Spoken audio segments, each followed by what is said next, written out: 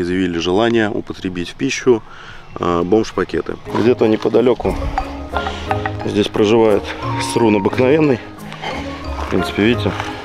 Но у нас еще с мужской коллегией есть еще вот смотрящий тоже за лагерем. В принципе, чувак, на которого тоже можно положиться.